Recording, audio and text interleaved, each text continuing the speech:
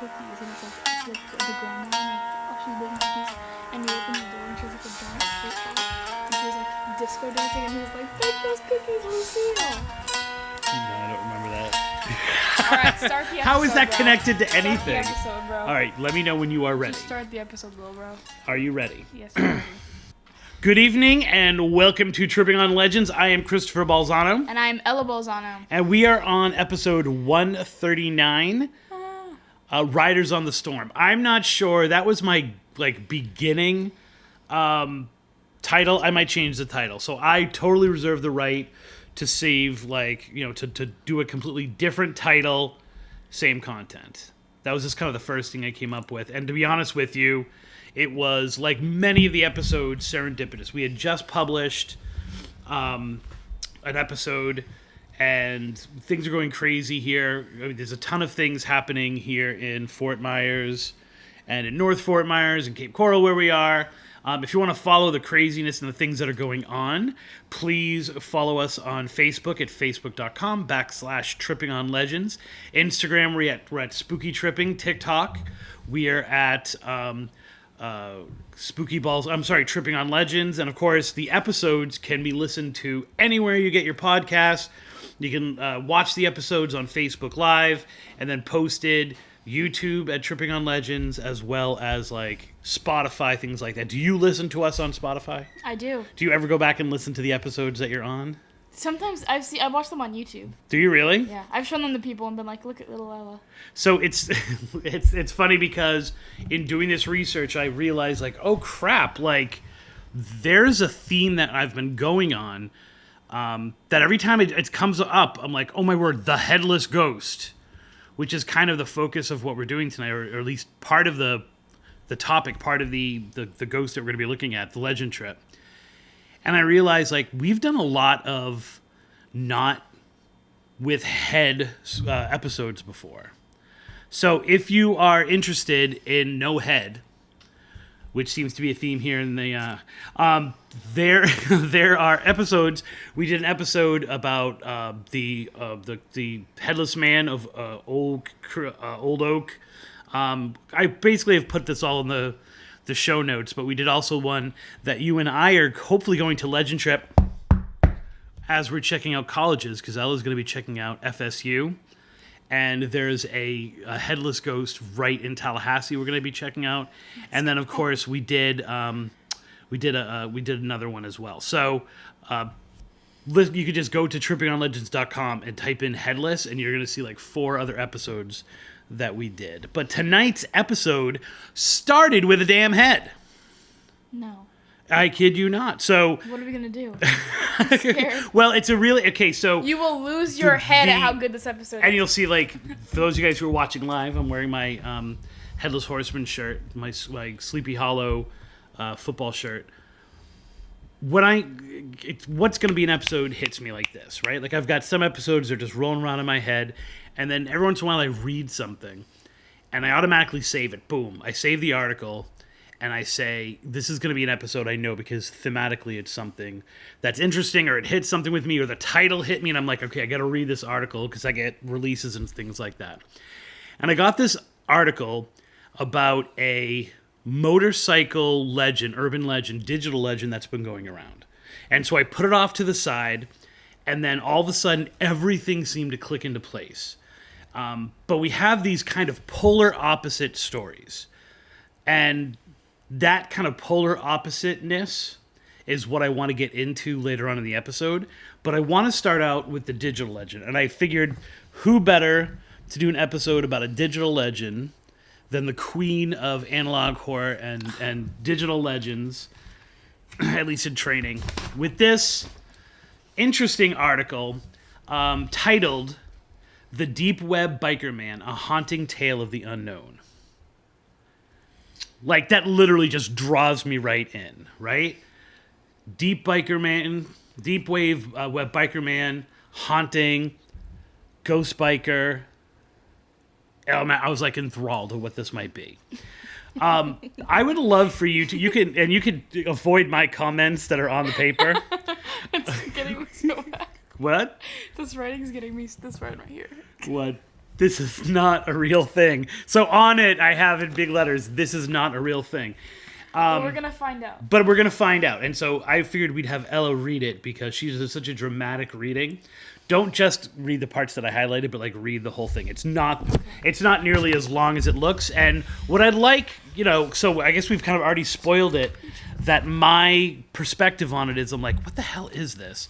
That I want my urban legend experts and my people who really pride themselves on being able to see the evolution of a friend of a friend tale to a web-based friend of a friend tale to see if they can hit the red flags that are in this article right here. And whether you think it is a real or not, I guess, at the end. Okay. So continue. Or start, I should say.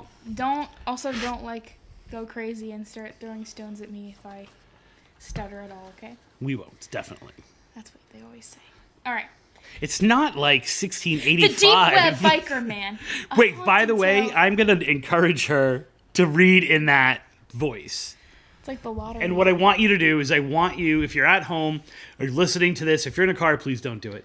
I want you to take notes of the facts that are given about this. So if you had to, for example, rate notes on this for an episode, what are the notes you would make? Continue. Right, okay. The Deep Web Biker Man, a haunting tale of the unknown, a masked rider, a mysterious presence, and the dark web. In the darkest corners of the internet, there are whispers of a chilling figure known as the Deep Web Biker Man. With a face perpetually hidden behind a mask, this figure has sparked curiosity and fear across the web. Known for his unsettling presence in cryptic videos, the Biker Man has become a focal point for creepy internet folklore, leaving many to wonder whether he is simply an urban legend, or a terrifying real-life character who preys on the innocent. The story. The Deep Web Biker Man first became infamous through a series of low-quality, cryptic videos that began circulating on underground platforms, particularly YouTube's creepy channels and notably the dark web. I thought, I could literally see you being, watching endless videos of this biker, when I read that. Yes. Not in a judgmental, more in that's cool kind of thing. Yes. Yeah, I would totally watch those. Well, I wouldn't go on the dark web, but But it says YouTube, too. I know, I'd watch it on YouTube, but not the dark web, because I'm a good person. Just kidding, guys. The videos... School Chromebook. The videos, which appear to have been shot using a cheap camera, depict a man riding through dense forests on a motorcycle. The chilling aspect of the footage is not just the eerie setting, but the actions of the man itself. The Biker Man, whose face is always covered, rides through desolate and foggy landscapes, his motorcycle's engine echoing through the night. His demeanor is cold and distant, and the silence around him adds to the creepy atmosphere. Occasionally, the footage reveals glimpses of him interacting with people he encounters, usually when they are alone and in isolated areas. These interactions often involve cryptic conversations, strange gestures, and a feeling of being watched. But the most disturbing part? After these eerie encounters, the Biker Man vanishes. His victims are left in a state of confusion, unable to recall exactly what happened during their brief meeting with the masked rider. Some claim that after seeing him, they felt an overwhelming sense of dread, as if they were marked in some way. There are also reports from many viewers who claim that they've found themselves inexplicably drawn to locations where these videos are filmed, only to find creepy symbols and strange markings in the area. The videos and the mystery. Subheadings. As the videos continued to surface, rumors about the Biker Man began to grow. Viewers began to speculate that these clips weren't just some low-budget horror story, but something much darker. Some believed that the Biker Man was a part of a larger organization involved in sinister activities. Others theorized that he might be involved in a twisted game of survival, where he stalks his victims before making them disappear. One particular video shows a chilling moment where a witness is seen looking into the camera with wide eyes, only for the Biker Man to vanish into the shadows, leaving the viewer with an unsettling sense of emptiness. Despite the theories, no one has been able to track down the true identity of the Biker Man. These videos are as cryptic as ever, with no clear answers about who he is or what he wants. Those who have tried to investigate the origins of this video, or the locations shown in them, have found themselves in dead ends, further fueling the mystery. Okay, so you can read the next parts, which are the theories, if you would like. Are you going to ask me what I think is wrong? Well, do you want to go into the theories that are on this sheet of paper and the way that they're written? Well, yeah. Okay, go ahead. Continue then. Well, I also was noticing that it said, they were drawn to the locations where it was filmed, but then here it says that the locations can't be found. Also, all of the footage is shot by the guy flying through the thing, And yet, And how then- are but people? they can see him. that How he's how are vanishing. people forgetting what they were talking about with him? And also, And who's posting them? And what are the cryptic messages? and also, how is he vanishing if he's holding the camera? Wouldn't the camera fall to the would ground? would follow? So wouldn't the people vanish as opposed to him? That's what I'm saying. Yeah, exactly. So So you're kind of saying some not real stuff right now. so folks. there's right. What's so your name? Amanula. And read what I wrote next to Amanula. Seem to just write every BuzzFeed story. Literally, it seems like she went to BuzzFeed Unsolved and writes an copy, article paste, about copy, every paste, episode. copy, Yeah, like no, I mean, she's writing this stuff originally. We're not gonna criticize. Yeah, okay, well we are, but Well, we like, are criticizing but in it. terms of like, she's not copying and pasting. She's not even It's writing AIing itself. like the BuzzFeed Unsolved like posts about it. But this is I found probably so now I'm researching. I'm in researcher mode. I'm like, where is this? Where does it take place? Where has this been cited? None of that information is given. Right. Literally, the only 5 mentions of anything like this whatsoever are all repostings of the article. But not only is it just repostings of the article, it's repostings by subsidiaries of one of the websites. Does that make sense? Like the website is, I can't even remember the name of it. It was like Video Juice or something like that. Right. And all of the other ones are people that are owned by Video Juice. So in other words, the only traction this story has gotten, Is within its own this story's so compelling that it's making the waves of the internet is itself. Right? Like it's the only reference. Now, when I start doing this, now, 2026, I hit Reddit. I hit Oh, no. all of those I hit, what do you call it? 4chan. Like, I go into these places to see if these discussions are happening. And there's no reference to this story whatsoever. There's not even references to the story that it's fake, right? It's like they're not even referencing the actual story, never mind the thing itself. What are other things that you noticed were Like, what do you mean? like when you like that you noticed were off? Like you're starting to read it going like, this is totally just an urban legend. Well, I mean, like, I kind of already And it's said not even an urban legend. It's a self-feeding legend.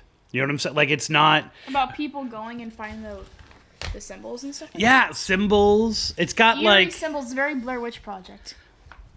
right. And as a matter of fact, I think in one of the original posts there was a picture from the Blair Witch Project Of the in it. thing?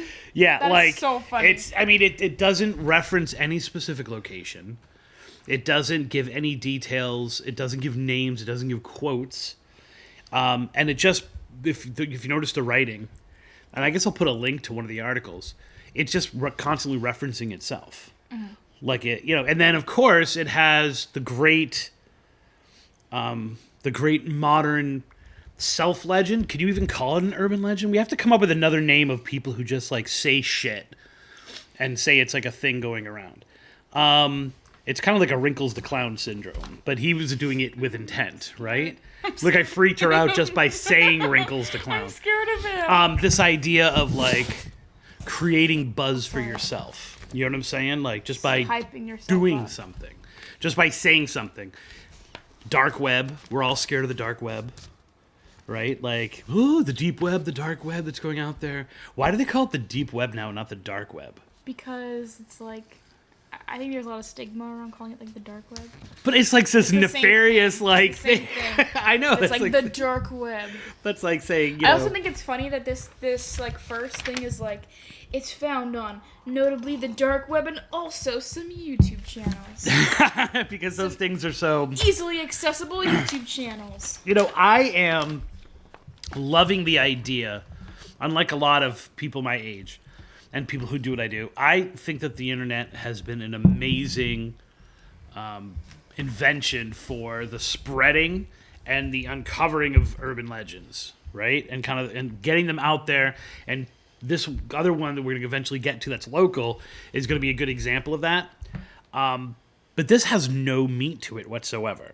Read the possibilities, right? Because all of a sudden, This is very BuzzFeed. all of a sudden, right? But the thing I Unsolved feel with like the I feel like I should have the The, take my folder out and be like theory this. one. You Let's have to dive read. into the possible theories. Okay, read We love the you, theories. BuzzFeed. Well, they're not BuzzFeed anymore. They're Watcher now. Go ahead. Love you, Watcher. All right. Theories and speculations. 1. Creepypasta or real-life event. The most popular theory is that the deep web biker man is simply an elaborate creepypasta created to spread fear and intrigue among horror fans on the internet.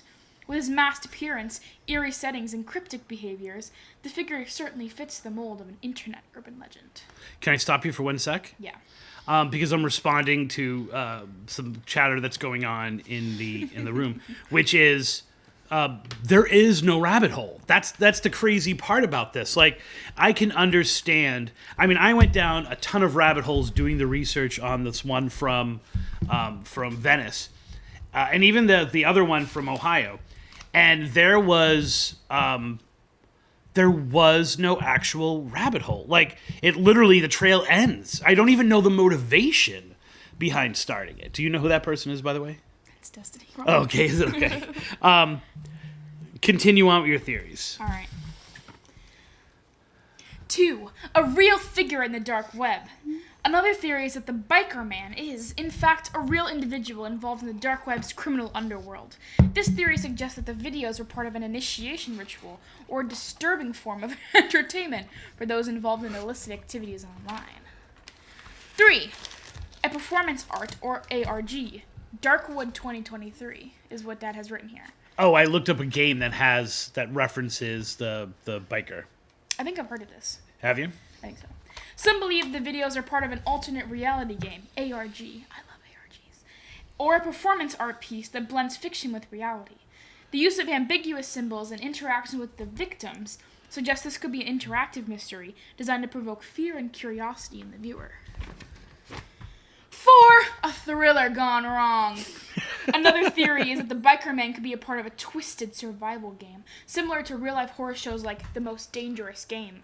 In this scenario, he stalks victims as part of some sick contest, though there is no concrete evidence to support this theory. There's no concrete evidence Thank to you support for any of saying these yeah. theories. I like how it's like there's a guy, there's grainy footage of him, there's cryptic things. It's obviously a serial killer who's part of the Illuminati, who and he's is in a dangerous game as well, and he's gonna hurt people. Right. You play the game. I mean, it's literally just feeding of itself, and I like the fact that it was the spark for tonight's show, but I also like the fact that it is typical. Do we think it's typical of some of the stuff that's out there, like these ideas that just kind of feed themselves and don't really?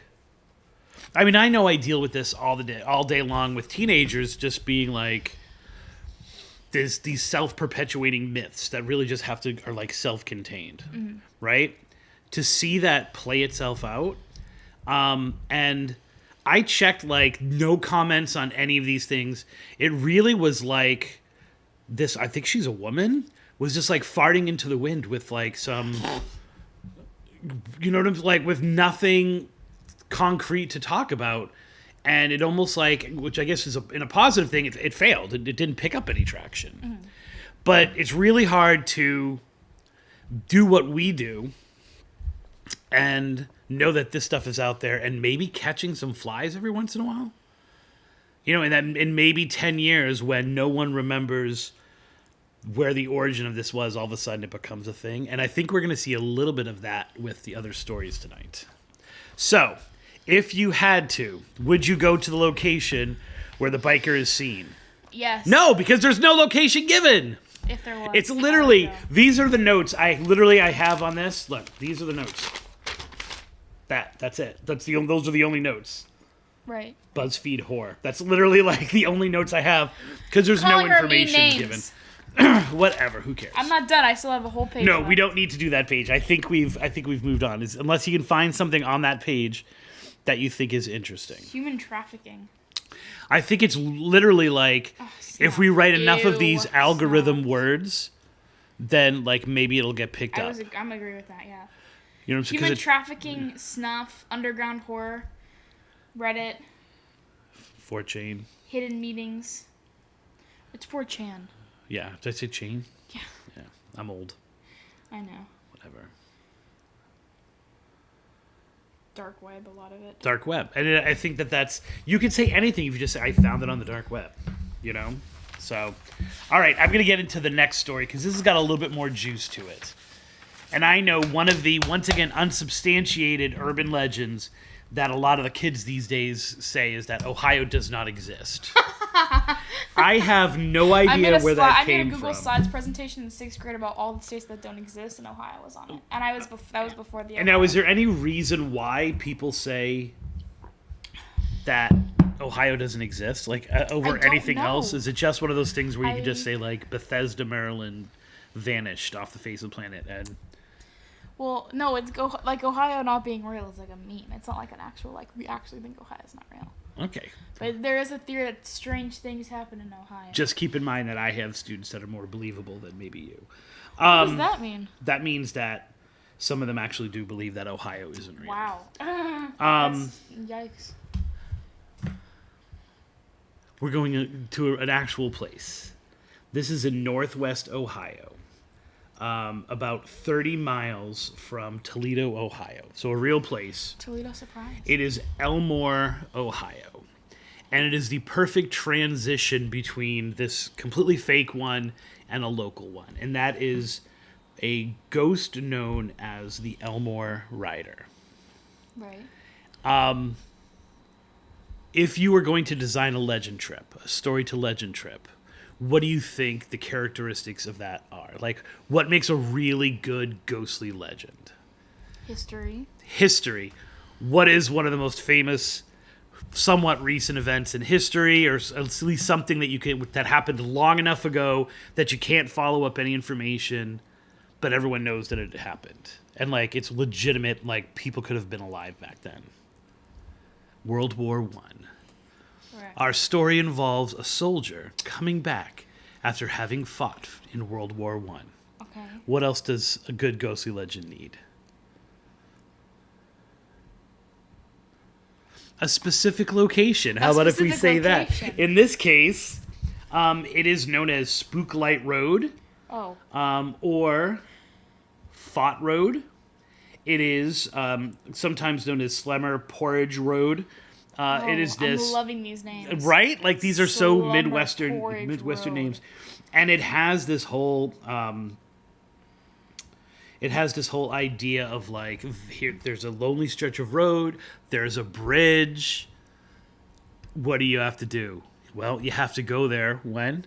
Midnight or 3 a.m. When do you go there? Halloween. Or, in this case, you'll never get the second date.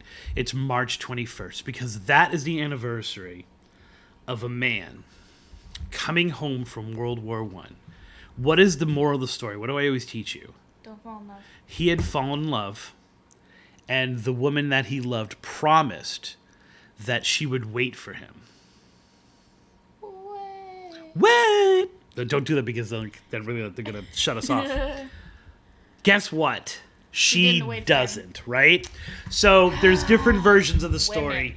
In almost all on all the versions of the story, he surprises her at the house. Sometimes it's kind of got this creeper feel that he's just looking through the window. And other times, he actually goes into the house, like, uninvited. Don't start saying that now. And all of the times he goes in and realizes that she's either engaged, married, and sometimes pregnant as well. So the way it's described in some of the stories, because they're told like, you know, as a story before they start getting into the legend part, is that he's creeping outside, looking through the window, just waiting to catch a glimpse of the woman he's been, you know, dreaming about every night in the European front. And all of a sudden she turns and her husband comes and holds her from behind. Or she does something and her hand goes by the window that he's stalking and he sees an engagement ring. Oh, or he literally goes inside, breaks into her house, right? Grabs her from behind and it's like, surprise! Before pregnant. Like he turns around and sees the ring. Or realizes she's got a bump because she's pregnant. Or her husband comes in and says, "Who's this guy?" Random guy in my house. So it's totally not like, it's one of those things where all those situations are weird anyway. He becomes so distraught that he takes off. And either he gets into an accident or he takes his own life. Oh, okay. More of the stories seem to be that he gets into an accident. Some say that he hits a barbed wire fence, his motorcycle, because that's his pride and joy, is his motorcycle. Oh, you didn't mention the he motorcycle. just bought. That's the important part. It is called Riders on the Storm, sorry. He hops on the motorcycle. He's driving away. All I'm seeing is like leader of the pack, leader of the woo woo, like when she rejects him. And then I think that song's 100 years old anyway. Just kidding. He slides off the road, hits barbed wire fence, takes his head off. Whoa. Or somehow he hits the pavement, and the pavement somehow takes his head off. It's like hard enough to. Yeah, somehow. That's a physics thing that you can do. Right. And his head comes completely off. They never find the head. He's buried in a nearby cemetery, and he's reaching into the folder. he now drives the road, and he stalks like the people that are on the road. So if people are driving on the road, he actually like drives behind them. They see the white or red lights behind him, and then they disappear. And a lot of times, the bike will go down this road, and then it will disappear into a cemetery. If you want to get him to chase you, if you were legend tripping it, right? We're legend trippers, right? You go to the bridge, and you honk 3 times, and then blink your light 3 times. So it's got the double urban legend, trigger thing going on. Although a lot of them don't say the blink, they just say the horn. And the horn is supposed to symbolize, him calling for his... wife. Calling for his floozy to come out. I want to read you one of these. Accounts because there's a ton of information. This could be the most famous headless road person since The Headless Horseman? my good friend, the Headless Horseman. All right, let's hear it. Richard Gill is a man who has managed to become something of a folklore hero. As he is one... Can you get my glasses for me as I'm reading so I can... They're over there. Where? Or in my bag, right over there. Injured. Folklore hero... As he is the one said to have conducted the only scientific experiment related to the Elmore Rider. According to Gill... What pocket is it in? In the side. Oh. Gotcha. In 1989... Thank you. This is going to be much better for those. In 1989, he and an unnamed... I'm sorry, this is from ghostsofohio.org. I should cite my source. He and an unnamed friend drove to the bridge on March 21st, so that's the anniversary of when this happened, and attempted to summon the rider. They were successful, and the light passed by their car. Excited, Gill and his friend decided to try an experiment. Stretching a long piece of string across the road, they once again flashed their lights and summoned the rider. I have never heard of, doing the summoning twice on the same night and having it work. You know what I'm saying? But it's he's usually he comes back around. Yeah, he's well, that worked. To have it that repeatable, I should say. Once again, the ghostly headlights appeared and moved down the section of the road with the string across it. After the light had disappeared, Gill went and inspected the string and found that it was still intact and unbroken, even though the ghostly light appeared to have passed through it. So they stretched a string across the road. Right. The motorcycle went through, nothing happened. Undaunted, Gill decided to go a step further and asked his friend to stand in the middle of the road. What? Notice he asked his friend to stand in the middle of the road and not let me do this. Oh my god. Bro, if I was a friend, I would. I know. You better go do that yourself. Gill asked his teenage daughter to stand in the middle of the road to see if he could make out anything specific about the ghostly light. The friend agreed and took his place in the middle of the road when Gil summoned the rider again. So the third time. He's a very active little He spirit. is. As Gil watched, the light appeared in the distance and began moving towards his friend. As the light reached the section of the road where his friend was standing, Gil lost sight of him. When the light finally disappeared, Gil ran to the place in the road where he had left his friend only to find it vacant. No. Eventually, Gil found his friend lying in a nearby ditch, semi-conscious and disoriented. He had no recollection as to how he had gotten there. At that point, Gil wisely decided that the experiments were over for the evening. So in other words, once the friend had been sacrificed, Right, then he was like, "No, we're he done." was like, "I think we're good now. I think we've proven the friend's something." the friend's like, "I think you should try." He's like, "No, we gotta go." Yeah, We no. have to Oh, go you now." know, like I think let's see if it's you. I'll be the honker this time. No, I don't. No. No, We're we gonna gotta go home. It's like, But I like the fact of this is that it's fairly recent. What do we say? 1989. He tries this experiment, and it's successful in at least engaging the ghost. It seems to me though that if this ghostly rider, the rider of Elmore or the Elmore biker, was that quick to respond, that's what I'm saying. he would be the most filmed ghost in the United States. Did you tell me he responded 3 times? 3 times in one night. And the odd thing is that 3 times rope, friend as a sacrifice, and just general, not one picture. That's what I'm saying. Now, the interesting thing is this. I believe in the Elmore rider. I think that that's a real story. I think that's a real motorcycle ghost with no head riding that stretch of road. I'm not sure if the backstory... I mean, the backstory is out of Haunted Florida Love Stories, right? It could be Haunted Ohio Love Stories. I mean, it's the same... Yeah, it has same all concept. the elements.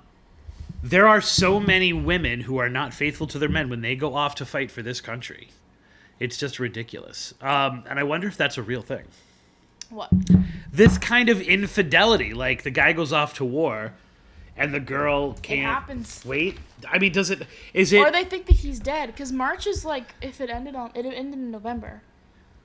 She happens to be studying World War I. No, last year. But it ended in November, and so if he came back like the next March, that's like 4 whole months. She probably thought he was dead. Well, and that's the interesting thing, is this idea of, do we create that backstory? Are we drawn to that backstory because we feel like we're going to be left behind, like we're going to be cheated on, or is it more towards the girl? You know what I'm saying? Like, are we supposed to sympathize with the boy in this story or the girl in this story? I guess it's like... Or, go ahead, sorry. Oh, I don't know. I was going to say, like, it's kind of funny that it's like, if you sympathize with the guy, it's like he gets his head cut off, and it's like, his wife cheated on him, and he got his head cut off. So now... I know. Well, in the local one, there are twists that the woman gets her comeuppance as well. But Does her head get cut off too? No. Oh. She seems to remain with head. But there are other things that kind of happen. It's just really interesting. So if we make up these backstories, because this is the folklore rolling around my head, why are we obsessed with this man coming back from war, being betrayed, and then becoming a ghost? I mean, it makes sense that his soul would be unrest. I was going to say. But, like, why that setup to make his soul unrest? Why can't it be that she died? Or why can't it be that she... Because I feel like it was such a common experience. Like, yeah? It's like that it's like, you can kind of just like... And that's not one that can really easily be confirmed. I got you. So it's like, yeah, because you're like, it's not as if he came back to find them all. They had died while he was gone. Like that, right? Wouldn't that also be like unresolved stuff? It's always she's cheating. Yeah. 'Cause it's easy to say like have like a death certificate for a woman or like whatever, but it's hard to be like, oh, this guy was promised to this woman who I'm assuming is nameless. Yes. Oh, totally. Yeah. Both of them have no name. Yeah. Folklore is right there. Love you. And it's like, it's easier to be like, she cheated and betrayed him, and then he died, rather than like have like, oh, she died and then he died, as like, oh, she needs like a death certificate, or there's some way to confirm that, you know what I mean? Right. Or there was like in the newspaper, or like I just said a death certificate already, so now I just sound like a I think there was one version of the story that I heard broken record. where he either kills her. Oh my god! And goes off and like and takes his own life from his grief of having killed her, right. Which is very much like Rolling Acres and Lady Lake, right? Where he comes back from war. Lucy, I believe it is.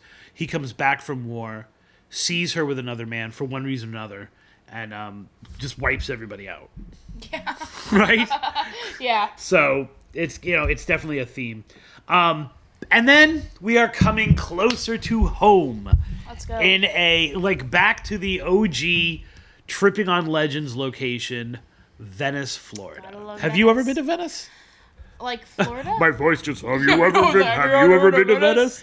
Yeah, for the beach. I've been to the beach. Collecting shark teeth. Yeah, it's kind of like known as the shark teeth capital of the world. Yeah. I was going to say that exact same words. Shark tooth capital of the world. It is potentially my favorite sunset. And of course, in Florida? Ever? Oh my word, ever. Oh, yeah, wow. on one location in Venice is the best.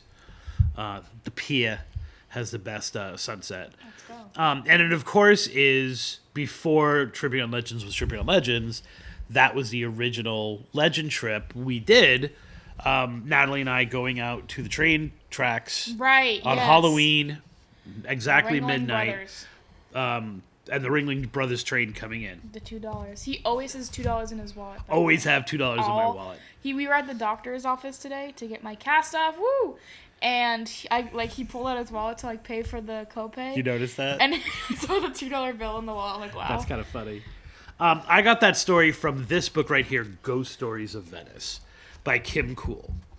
And at the time, I had contacted Kim Cool, and she had been somewhat like unapproachable. Like she wasn't necessarily the friendliest person, but I have hailed Kim Cool and promoted her books and put her books out there, as well as I mention Kim Cool every Wednesday and Saturday when I do my tours, and I talk about one of the stories that she put forth at the Arcade Theater. And there was a story. Now, this is kind of like, I'm going to call this the Bad Penny Legend Trip, because this story has been hanging around in my consciousness since I read this book, and I kind of like glammed over it for other things. This is the very first book, I should say the second book, that I bought about Florida ghosts. I think we should do an episode on the first book, but that might be a few weeks down the road.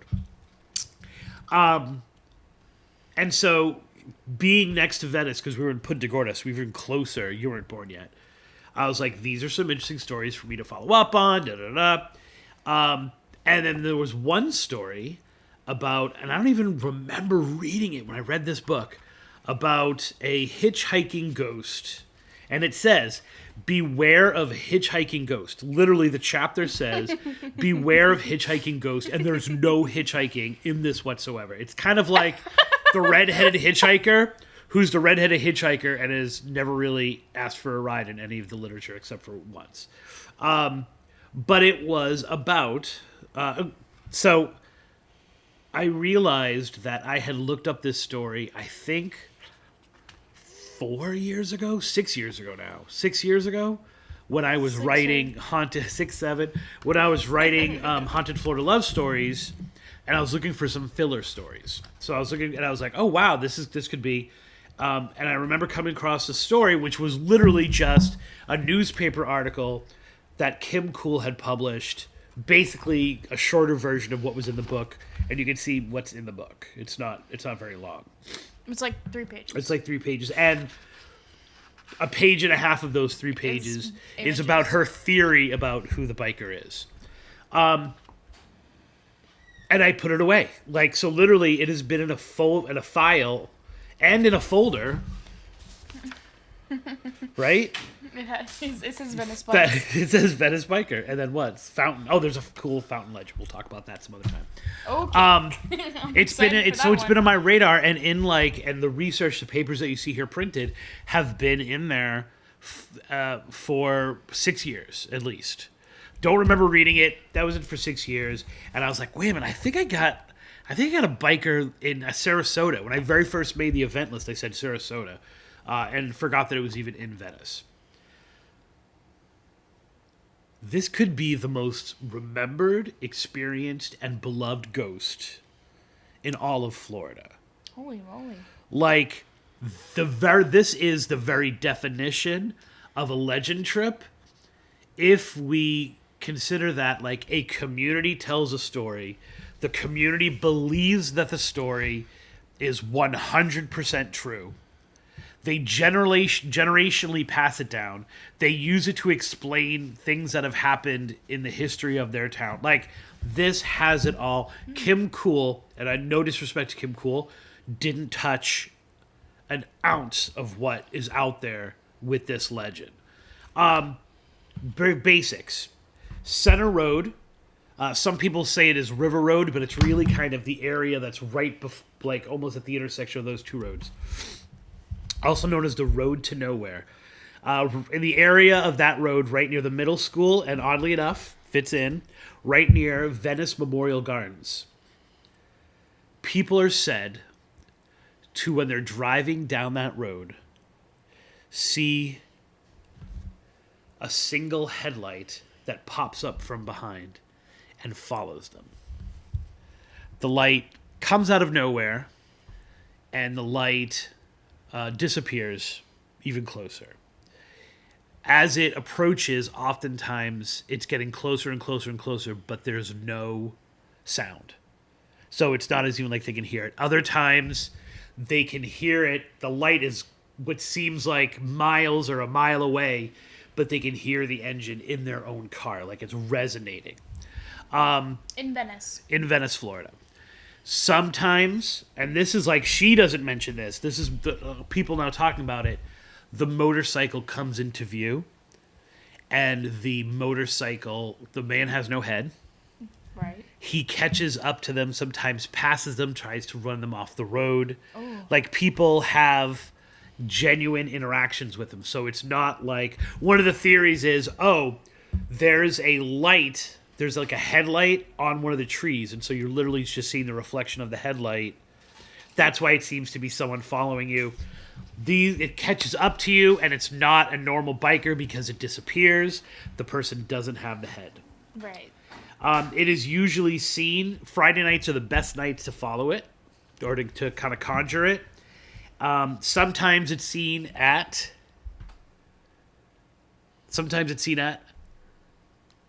When I point to you, that's usually, if you're cue to say 3 a.m. Sometimes it happens at 3 a.m. But usually it's between 11 and 12. I'd never heard of like an 11 p.m. ghost, right? That's so Florida retirement community. Like the hour before the last one. The Pantabulous hour? I don't know what. No, it's like I'll figure it out. All right, you figure that out. If anyone knows, please say it. Kim Cool writes about this. Her book comes out in 2002, and there is no mention of it being headless, and there's no mention of it disappearing. It's actually fairly straightforward. She puts forth, I love this part of the story, she puts forth that it's potentially a guy by the name of Frank Jahan. Who... 11th hour. Oh, the 11th hour, of course. Frank was a world-famous pace bicycle rider who also trained people how to ride motorcycles and, like, stunt motorcycles. He kind of had his heyday as, like, a trainer, as, like, the days of... Do you know who Evel Knievel is? Have you ever heard that name? I've heard it, but... So he kind of like had his heyday at that time, and he retires to Venice. And so Kim Cool believed that this ghost bike rider or motorcycle rider was this famous motorcyclist slash cyclist who rose to world fame and then retired to Venice. Right. Only problem is, he died in 1992 at the age of 100. No, good for him. So these reports have been Born coming 1892. in. Good job, good math. Cannoli. He died in Washington, right? Had no emotional connection to Venice. You know what I'm saying? Like, he wasn't born and raised in Venice, so that wasn't a connection. And he seemed to. I mean, I kind of went down the rabbit hole of Frankie here, but in 1992 is when he died, and the stories go back to the 60s. How did he die? Dude, he was 100 years old. Just like old age? Roll, like just Why just would pick his head something. be gone? Well, he's. Oh, I don't think he's the ghost. That's what I'm saying. Like, Oh, right. I That's think what I'm that saying is- right. I think a really quick Google search would have found that, like, you know, Frank was not dead in the 1960s and the 70s when this was supposed to happen. Very interesting thing I found out. Total side note, but he was from England, and he was from. Oh shoot! I want to find it here. He was from. That was funny, huh? Thank you. He was from this town in England that was Jersey. Can you check that for me? That Check was. what are you checking? Just check the back of that for me. Oh, here it is. I was gonna say mine's the He was from. dark web. He was Viper from the Man. Isle of Jersey, Okay. right? So insert your Jersey joke here. And I actually found I had a hard time. Is he in Jersey? I had a hard time confirming that this was him who died in 1992 at 100 because his obituary says he was from the Isle of Hershey. Well, what do we do? So it was just crazy. Like, even the newspapers, you know, make these mistakes. It was just whatever. I'm a geek. I thought that was very interesting. I thought that was interesting too. Kim Cool and the story itself is so much bigger than that. I came across in my research, and people say, oh, you know, this is not a source. But to me, it's the ultimate source because it's what the community believes. 5 Facebook postings, all posted in different years. 5 Facebook postings. 5 postings live. All posted in different years. All of them exploded. Exploded? Some of the same characters showed up to comment on the posting. But a lot of them were different people. And it was report after report after report after report. I've seen him. This is what happened when we went out. This is what happened when we went out. This is what happened to my cousin. My mom told me this story. I mean, it was like pages and pages of. There were 17 pages of people who had sightings. I grew up in Venice, Florida, was one of like the groups that was in it. I grew up in Venice, Florida, so these were the same kind of group. Hey, how many of you guys have witnessed a motorcycle guy? And things just exploded. And you could see the evolution of the ghost from that. Original sources, like the original postings, like the earliest postings, again, no mention of him not having a head. So it's not until later that happens. Huge reposts. Sometimes he drives next to the people or passes them. People would go out to look for him. Like, this was the thing. My friends and I used to go all the time looking for him. We used to cruise around looking for him. This one person said that, based on some of the things I'm going to say about the legend, like where he's found, he was at camp in the 1970s at the YMCA, like a summer camp, and they actually had a field trip to the location where he was supposed to die because it's rumored that his bones are buried there. Like, that's how The popular YMCA field this trip. is at the field trip Hey, at the son. YMCA. Son, what did you do today at the YMCA field I know, trip? like, we learned CPR. We looked for the body of a dead man. So the online backstories, which kind of vary, is that his girlfriend broke up with him. So the kind of same thing as the Elmore guy, right? The girlfriend breaks up with him. He plows his way out, but he loses control of his bike and he dies. Right. So keeping in So mind, same there's no thing. reference to losing your head at the beginning. Others say that he killed himself, right? That he committed suicide for the same reason. And now he's buried at the nearby cemetery. And you can only see the ghost if you've been to the cemetery first. So obviously during this legend trip, there's a trip to the cemetery, And then trip on and then you trip the actual legend. She is also buried there. One of the versions of the stories that were put out there was that he is looking for her grave because she ends up dying years after him. Right? And his soul is still not at peace, and so he walks the cemetery hoping to be reunited. Like, dude, she's just not into you. She broke up. Like, with she you. broke up Get with you out in of life. here, It's not... boy. Men. Multiple people have in these postings said there were other weird things that happened on Center Road. So even that part of it is worth. For some reason, and at first I thought it was sarcastic, people started talking about the ghost bike Center Road and Bigfoot / Skunk Ape.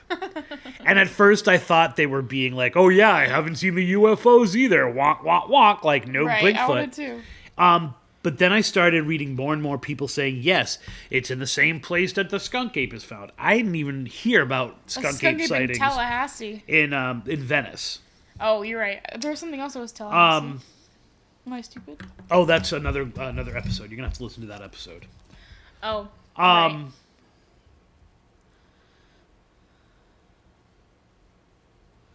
It's really kind of like one of the interesting aspects of this is that so many of the people in talking about why they were why the ghost went away, right? So a lot of people were saying the ghost doesn't exist anymore.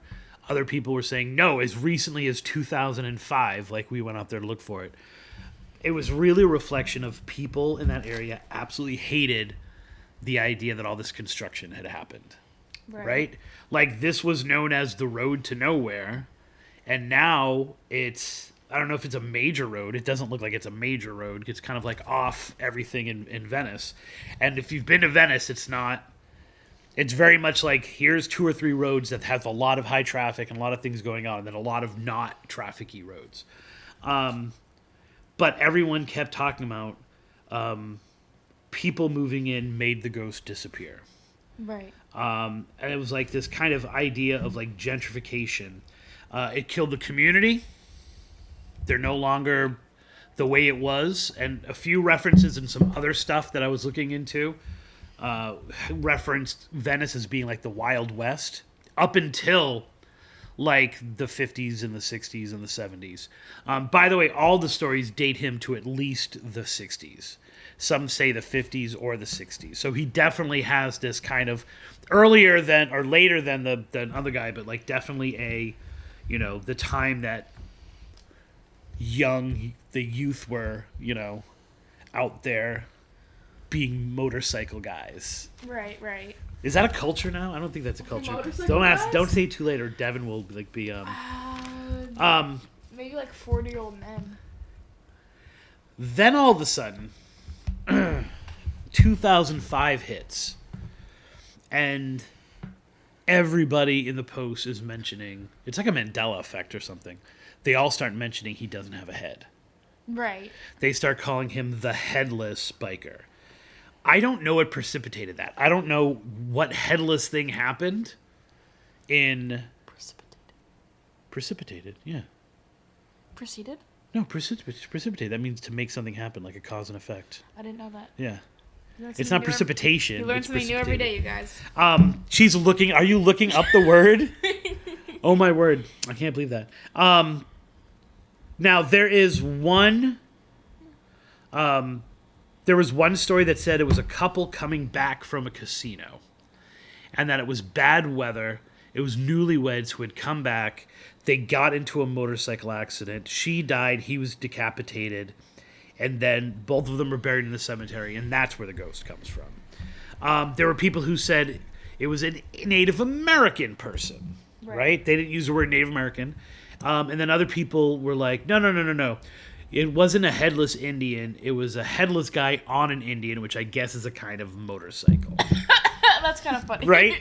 But that's a perfect example of, like, urban legends, like, switching. Like, it's not a... word of mouth. Then there were... Game of telephone. Then there were several references to the Blackburn Boys. So I have a feeling anyone who's listening to this episode who hears that... the Blackburn Boys are going to be like, oh, you knew it was gonna be, you knew it was gonna have to do with them somehow. Everyone not from Venice or Osprey are gonna be like, who the hell are the Blackburn Boys? Right. So the story goes. Now this is not story because I would start doing research on it. The Blackburns pretty much founded that area. They were the first family to move in. I found a guy, I think it was an obituary. I think it was more of a tribute than an obituary. And the guy's literally has, like, a big old gun in his hand. He's like Papa Blackburn, and he's got, like, a big old gun in his hand with a big old smile. And it's like, dead at 105. Good for him. That it was, because this location, confirmed, was a drag spot, too.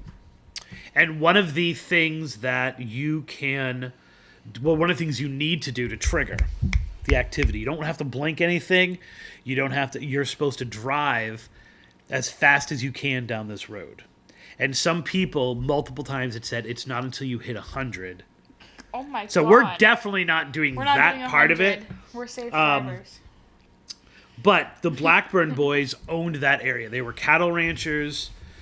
They were. It seemed like from everything that I was seeing, that they kind of had like a bad reputation. A lot of people, once the Blackburn Boys were mentioned, said that they would shoot people that went on their property, that they were very much like, everyone knew they were the ones that were in charge. The story goes that one of the Blackburns, they shot at kids, all that stuff. They put a chain across the street because the cars were going by too fast and scaring off their cattle. And so they wanted to discourage, and they figured you only have to do it once and damage one car before people pick up on it and they'll stop doing it, right? Unfortunately, the person who it was on a motorcycle and his head came clean off. And the Blackburns tried to cover it up, and there was even one report that said one of the Blackburn Boys actually took the head as a trophy, and would hang it as a symbol to other people to stay off their property. Right. So everything I found, they were kind of ruffians, but they weren't like evil chop head off people to go do it. You know what I'm saying? Like, so like that seemed kind of like really extreme. This seems like the perfect legend trip. It's an hour away. What are we going to do on a Friday anyway? We could do it from the safety of our car. Although, it does involve the cemetery. Do you have any questions for me? Or, like, holes in the story? Or, like, what are your thoughts on this story? I think it's cool. Por qué? That means why? Well, I mean, it hasn't been seen since 2005, though. I've got you. So. But, one of the things I'm interested in, which of course you can't tell, is are the people still living there? You know what I'm saying? Like, I know a lot of people moved out of Venice because of all the new people coming in and the changes and everything, and so they moved out of Venice. So it doesn't say all of them were in the past tense. I used to do this as a kid. I still do it every once in a while, and it's not out there. So it doesn't seem like they're looking for it. I also don't think that kids, especially teenagers, are the most reliable source of information, especially teenagers trying to... Oh my god, sorry. That's okay, keep going. Especially teenagers trying to, like, get something to do, you know what I mean? Like, I gotcha. Except for these were teenagers who are now my age or older. Yeah, but still... Does that make sense? But still, like, going on to their friends being like, oh my god. Well, guess what I freaking saw on the road, dude? So, this is one of the guys. Dude, there was literally a guy on the road and he had no head, dude. Right, and then it feeds itself, right? Because then every light you see builds it up, yeah. right? So that is one of the reasons why it's a perfect legend. A headlight on a tree or something, Some kid is probably like, oh my god, I saw this thing, and also it's headless. So this is Also, it's a guy on an Indian. This was posted. Well, but the other mix-up with that is that there's a headless Native American in Sanford who rides a horse on a road. So Well, I don't know now if there's what? a mix there. Womp womp. Okay. And they're best friends. Yeah, they're best friends. And their other best friend is a guy by the name of Mike Weed. Oh, okay. So he wrote this, which I thought is kind of like a really good summary of the whole thing, but also, a kind of toss. And even this, he's like, this is 2020, so this is still pretty recent, right? Okay, Mike, take it away. Mike Weed. Prerequisites for the experience. A group of bored, partying teenagers. So that's kind of like what you were saying. One or more in the group say, hey, let's go find the headless motorcycle guy. You need a Camaro or a Firebird or maybe a souped-up Nova or maybe even a V8 CJ. Way too many teenagers. You changed your tense, your verb tenses, buddy. You threw me off. I know. Way too many teenagers pile into said car or pickup. Seatbelts, yeah, right. Because it is the 70s. Out onto Center Road. Drive at least 60 miles per hour on the 2-lane crowned asphalt shell road. Some claimed 100 miles an hour is the magic number. Turn off your headlights. That's the first time. I'm not sure if I heard other references to turning off your headlights. Huddle in the murky darkness until someone claims to see something or the driver chickens out. Somehow survive your teenage years, and years later... Implore our teenage children to not do stupid things. So he seems to be of the spirit of you, which is a bunch of bored people out there trying to have fun, maybe liking to scare themselves. But the story's persisted. You know what I'm saying? Like, the story is... These people are still connected to it. And it was enough that Kim Cool still wrote about it. So I feel like this is one that Tripping on Legends can definitely do.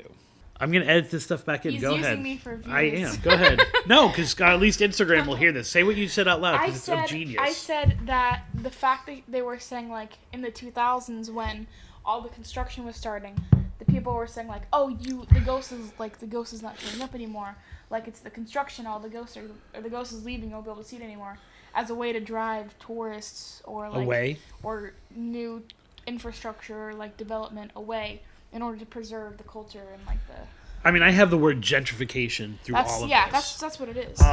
This idea that, like, it's this tradition of ours stopped when they built this, because all of the references to, like, where the ghost is now are like, oh, he's now in a gated community off of this street, or he, like, so there definitely is, like, a hatred or a distaste for the progress that has happened in Venice with these posts. Yeah, and, like, either, like, two sides of it to be, like, to try and say, like, oh, get out because he's, like, you're ruining our stuff, he's not showing up, or to, like, scare them and be like, the Headless Horseman's gonna come, or the Headless gonna come for you next. Which is, like, the plot of every episode of Scooby-Doo, right? Yeah, if you guys keep building everything everywhere, then Scooby-Doo...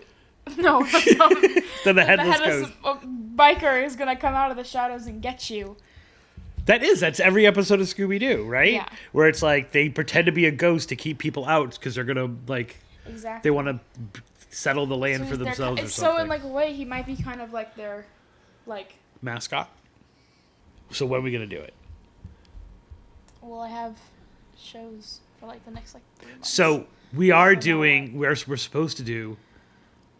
We're supposed to do a True Tours Haunted History Tour on Friday the 13th.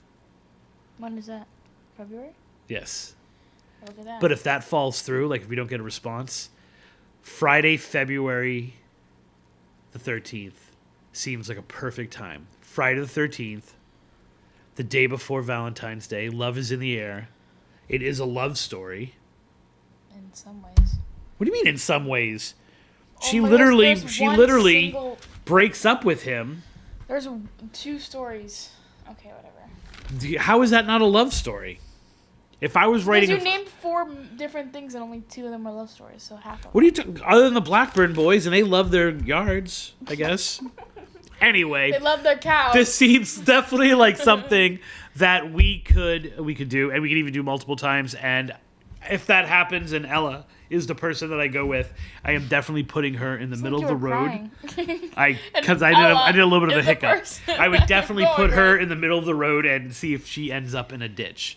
Now that she's off of her crutches, we'll see if we can get her in some kind of mortal danger as well. So if you want to follow how Ella gets tortured out on the roads of Venice, or any of the other things we're working on Tripping on Legends, please follow us. On Facebook, it's Tripping on Legends. I'm sorry, facebook.com/Tripping on Legends. Spooky Tripping on Instagram. And our TikTok, which I've been posting more stuff, or plan to have like little things that I'm doing, is Tripping on Legends. And of course, you can listen to all the episodes. Follow these show notes. If you listen to this show, follow these show notes, and you can have an entire playlist of Ghosts Without Heads that Tripping on Legends has covered. And I'm looking forward to getting back out in the field. I've been spending a lot of time talking about the ghosts of Fort Myers. I'm anxious to get back on the road for all of these other great Florida ghosts, and especially my goal is to go around to as many campuses that Ella potentially wants to go to school at, and find as many ghosts as I can in the surrounding towns. And pretend that I'm there for her, but really I'm there for the ghosts. Right. So. That's how it normally is anyway. I am Christopher Balzano. And I'm Ella Balzano. And here's hoping that all of your trips are legendary. That's kind of like a dulled. Are legendary. What's that coming through the door? It's a headless man.